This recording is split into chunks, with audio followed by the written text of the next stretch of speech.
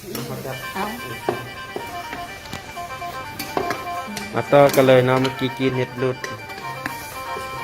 เอาแบบนี้ต่อไปแล้วมันใส่ซอสปรุงร ข้าว ส ผัดเฮาเนาะนี่เนาะจะเป็นข้าวผัดเนี่ยเฮาจะปรุงด้วยซอสปรุงรสเฮาเนาะข้าวผัด ใบจาน ใส่เต็มจองให้พอดีเดี๋ยวเราจะใส่1 จองเป็นอาหาร1 จอง5 2 จองเป็นอาหารเฮาเลยเนาะ ลงเลยเนาะบ่เป็นหยัง ก้อนกับกันกระโดดแล้วมันจะเละทางกัน อืม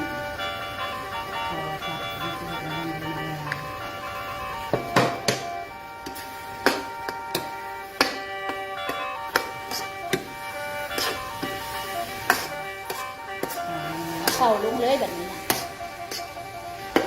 อันนี้ อั ไม่ น ได้ ต้องต ใส่ อกไข่แล้วใส่ ใส่ แล้ว ไม่ วะ ได้ใส่ป่ะ เราจะตอกไข่ใส่ อันนี้ใส่เพิ่มเอาลงเลย เอาลงเลยไหม ตอกไข่ใส่ เราจะมาตอกไข่ใส่ ใส่ทั้งกัน แล้วก็ตีเ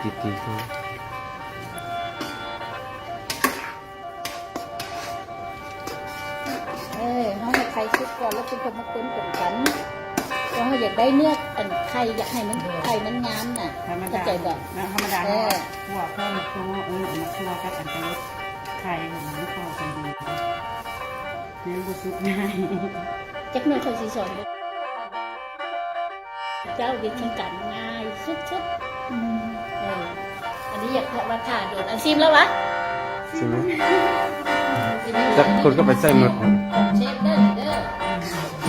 ผัดซีอิ๊วสูตรของเซฟเฮาเลย เชฟ มันไฟรุดหว่า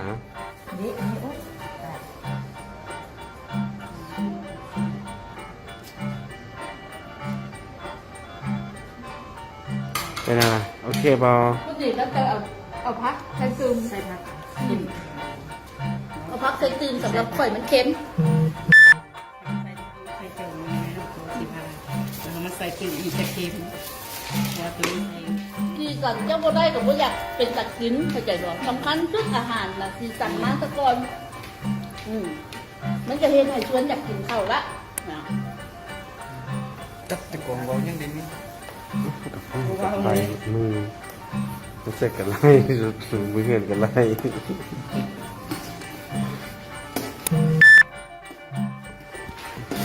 เราจะมาเติมผักเนาะนอนว่าเส้นลายแล้วเราก็จะว่าแบบว่าจะมันมีซีซั่นแบบเป็นผักเคี่ยวเนาะเราจะเติมผัก อันนี้นี่ค่ะ เติมเป็นผักบงแล้วก็เป็นผักกาดข้าว จงไว้ข่อยสอนพวกเจ้ามัน พอแล้วพอแล้ว ยังมี ยังอีกนั่นมาโอเคไอ้โลดข่อยมักกินพักกินข้าวจงไว้อีกด้วยน้อยนึง อันนี้เราจะมาข้าวผัดนะเราก็จะเอาข้าวลง อันนี้ค่ะตัวให้ดูสวยได้เลย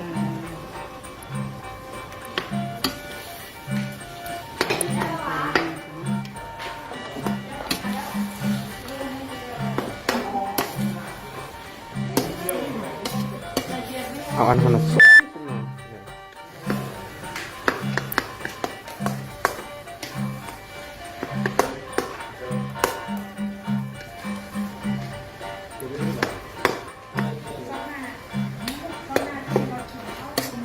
ันนี้เราไม่ได้ใส่น้ำตาลเลย บ่มีพอแล้วกับนั้นโอเคละกับ เราใส่น้ำซอ ต้อง ส ถามลูกค้าเวลาที่ลูกค้าอยากได้ ถ้าสมมติลูกค้ามักบานจะพอเติมน้ำตาลให้เพิ่นสำหรับเขาเนี่ยเมนเขาพยายามเห็ดให้มันพอดีละน้ำซอสเขาก็ถือว่าสุดยอดละ อันนี้จะเป็นข้าวผัดเราเลยเนาะ ยาสูเห็ดแบบย่านมันเจ็บไหมนะ เห็นเหี้ยก๊กมันเป็นครัวเอาแปะเอาหลังแปะแปะ เห็ดโอ้ยขัดขัดขัด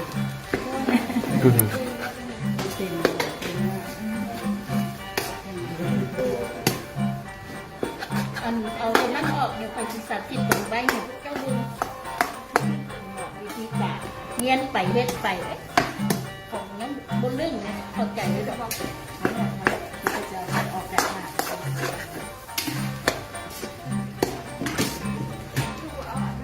ทำยา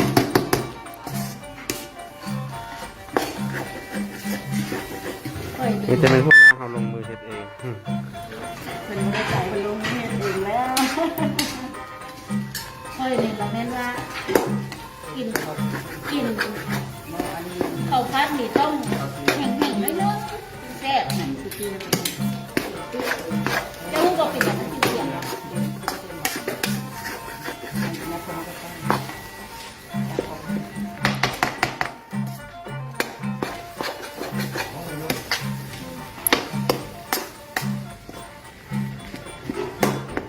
สีมันยังเป็นสีทอง เติมด้วยซอสฮาว อยากพูดว่าแค่สำหรับข่อยเนี่ยวิธีการสังเกตขั้นสีอันนี้นะออกเป็นสีทองแล้วก็มี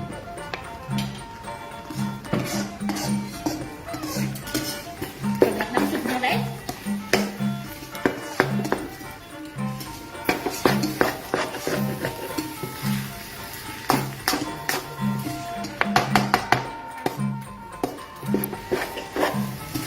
หอม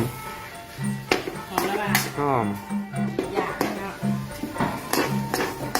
ต้องหอมบัวต้องซอยน้อย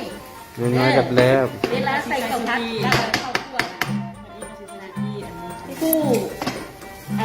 ของห้องว่าเขียมต้องรู้จักเอามาซิมแบบนี้น่ะ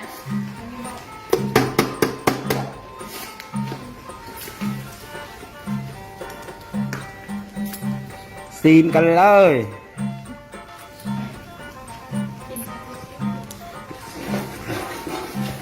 แซ่บไป เป็นยังไงได้บอก แซ่บ ได้ได้ อร่อย อื้อหือ เท่แหละแต่ว่าหน้าตาบ่ได้เห็นบ่นี่ผู้ย้อนหยัง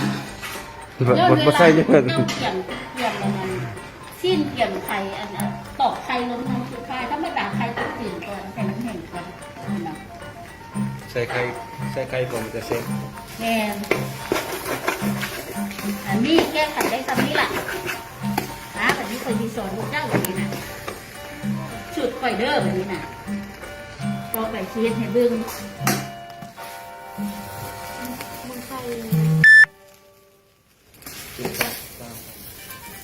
มองปิดแล้วไอ้มันปิดมองเลยโอ้โห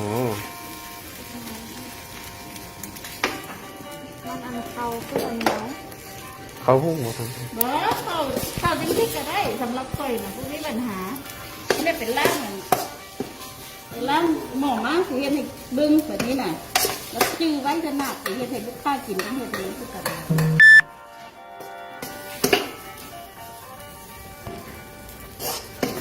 สีเลยหน้าตาก็จะเป็นแบบนี้บนนี้มีมักแตงซอยแล้วกันเรียนเนาะ ได้ละ มักแล้ว จะได้ ผมแซ่บนี่ก็มีเด้อดีเด้อ ไม่แมมนี่แหละทั้งแฮมทั้งกินแล้วก็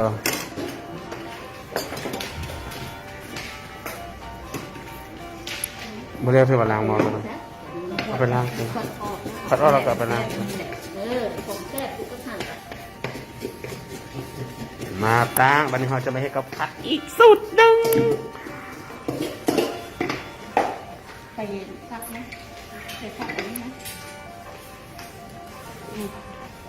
อันนี้เคยเชฟทักซิ้วให้ดึงมีเชฟมาดึงแบบนี้นะ